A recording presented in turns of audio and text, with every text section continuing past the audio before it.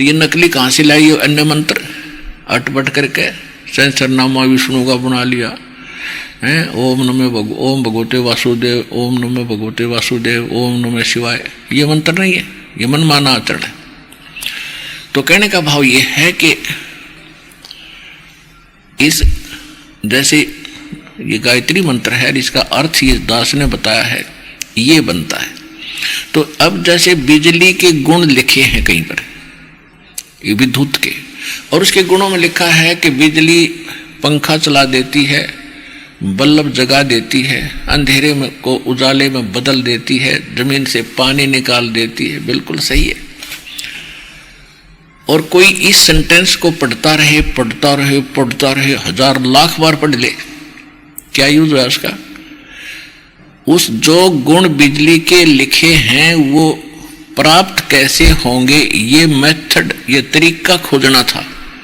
उसका तरीका इससे हटकर है। किसी व्यक्ति से पूछे भी कनेक्शन कैसे मिलता है, वो कौन कौन से पेपर तैयार करने पड़ते हैं, वो सारे तैयार करें। जो भी उनकी फॉर्मेलिटी है बिजली प्रदान करने वाले महकमे की, वहाँ जावे और उनके बताए अनुसार सारे फार्म भरे, विटनेस दिवावे और फिर वो कनेक्शन देंगे। तो जो गुण आप सुना करते और गाया करते और बोलिया करते, आप भी रोज रटा करते, वो गुण तब मिलेंगे जब आप कनेक्शन ले लोगे। फिर वो गुण गाइयो चाहे ना गाइयो, फिर तो रोज उनका आनंद लीजियो। तो इस गायत्री मंत्र में ये गुण है उस भगवान के।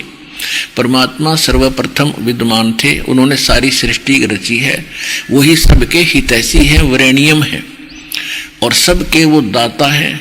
उसकी भक्ति करनी चाहिए अपने सच्चे दिल से, सच्ची बुद्धि से, और कुछ बुद्धि का प्रयोग करो, परमात्मा को जानो। इस तरह का उसका अनुवाद है।